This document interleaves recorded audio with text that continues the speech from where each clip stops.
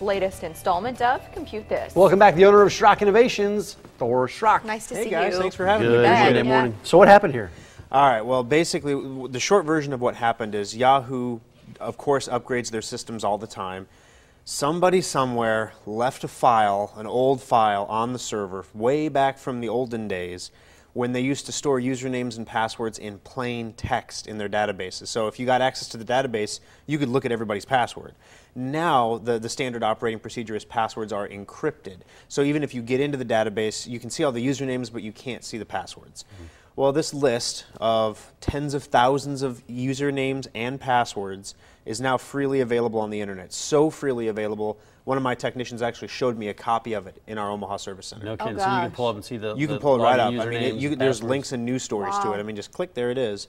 Now, Yahoo says this is a really, really old file. It is not part of our current system. So the names and the email addresses and passwords that were compromised, they're saying only 5% of them are still current Yahoo users. Have that. Okay. Which says a lot about Yahoo Mail, right? You know, Right. 5 or 8 years in technology is a long time. Only 5% of your users are still around. How do I But, know if I'm affected? That's the thing, you don't. I mean, you can go Google this list of users and look search and your see? name and see if it's on there. But Oh. I would say that the time it would take you to look up that list, I would much rather see you change your password. That's the fix. It's a pretty Yep. easy fix. Just And change your password. then on top of that, there's a huge, you were talking in the break here, the best stuff happens off the air, folks. It does. But you were talking during the break about how there's something going on with Gmail, and one of our our senior web developer actually received an email about his Gmail account saying that an intrusion attempt into, or a suspicious login into his email was prevented from Shanghai, China. And so one of the things, if you look through this Yahoo password list, you see people picking 1, 2, 3, 4, 5 is their password. Or password. Right. Oh, let's get tricky. Password 1. I got a number in there. How about that? But you know, I'll tell you, my password for that account is similar, if not the same, as a couple of other accounts. Yep.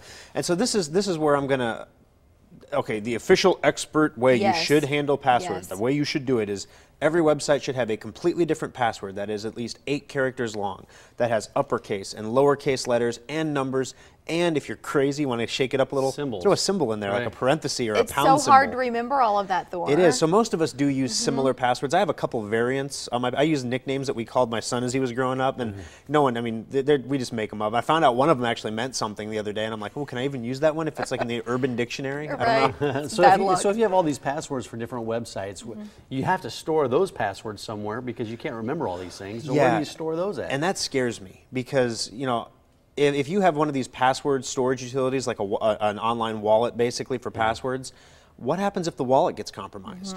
And then everybody's got everything. Everything. So you just write them all down on a piece of paper You know, and keep them in the your desk? funniest thing I see is when people recycle their monitors at the shop and then they call us like a week later. There was a Post-it note taped to that monitor. Do you still have that? And like, no, That's we don't funny. have it. Oh, boy. But you know, so in reality, I realize people are going to use similar passwords. It's Yeah. just human nature. People are going to try to pick words they can remember, and that's okay. Pick things you can remember. Make up a new word. If you can spell snuffleupagus, use snuffleupagus. I mean, no one else can spell it. I mean, if you can spell it, then if you're a Go for spelling it. bee ace, go But for the it. moral of the story is, with Yahoo, change your password. Definitely change it. Let's talk change about it now. Windows. There's an urgency here with switching and upgrading. Why is that? There was a notice that came out just this morning that Windows 8 is going to be sold differently than every other version of Windows ever. It used to be like right now, if you go into the store, you can see here's Windows 7 and the Windows 7 upgrade, and you can buy Windows 7 and install it, or you can buy the Windows 7 upgrade and install it. Well, Microsoft is saying, well, most people have a computer, already have an operating system. We don't see people moving from Linux to Windows or from Mac to Windows. So why are we selling full retail versions at retail stores? So they're not going to sell it at retail stores coming up.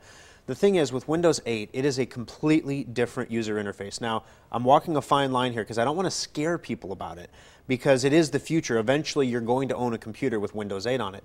Windows 8's designed for touchscreen. They got rid of the start button. There's no start button anymore. No kidding. And that's a huge change. Yeah, so you had that start button down the left-hand corner. You've been trained for over a decade to click start and then pick from the list of programs on the left side. Well, that's gone now. They got rid of all the gadgets in Windows 8, so no clock, no RSS feed reader, because there's a security risk. People were getting hacked through their gadgets, so that was bad. So basically the bottom line is we have a sale going on at Schrock where you can, if you have a Windows Vista computer right now, you want to upgrade it to Windows 7. There's going to be at least 10 years of support left for Windows 7. So you want to upgrade it to Windows 7 before Windows 8 comes out, because once Windows 8 comes out, all those Windows 7 upgrades are going to stop making them.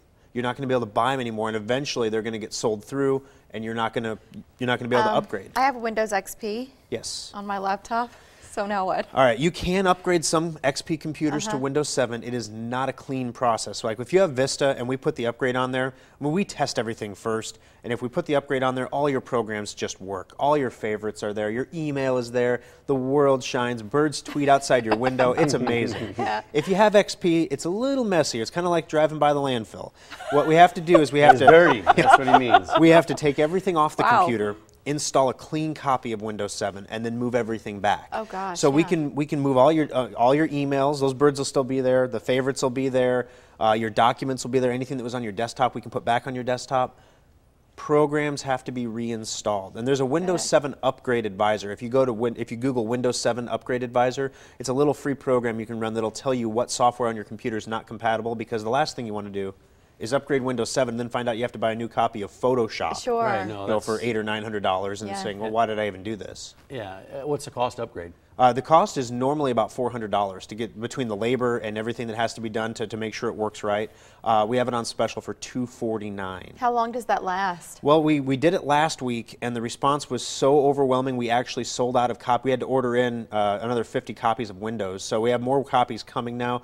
We're planning on letting it run for the rest of this week and then see kind of how it stands at that point. But if you have a Vista laptop, I mean, your battery will last 20% longer. Your computer, any Vista computer, will run about 20 to 25% faster if you upgrade it to Windows 7. So if you have an old Vista machine and you're thinking, I need to buy a new computer, a Windows 7 upgrade can be a really cheap way, especially on sale, to make that computer run faster, get a couple more years out of it. Well, you're looking at the savings there. So how do you get that offer? You can call any of the 3 locations. There's one in Omaha at Village Point South, another location in Papillion, and the original in Lincoln. Online at SchrockInnovations.com. They're also on Facebook. So Thor brings us an offer usually every time he visits the Morning Blend, but they put even more special deals on Facebook, so it's wise to keep an eye out there.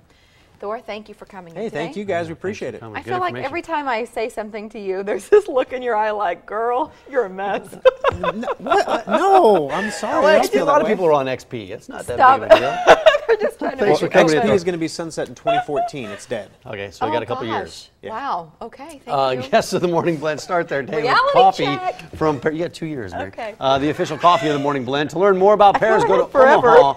OmahaMorningBlend.com and click on that Pears logo right on the home This is page. the thing. I stick my head in the sand. I think I have forever. You got 2 years. You got plenty of time. So 55 and up and on a fixed income, well, finding a comfortable place to live can seem impossible. Well, it's not at Walnut Creek, and somebody is going to get a new iPad. We'll get the scoop on that. Coming up next.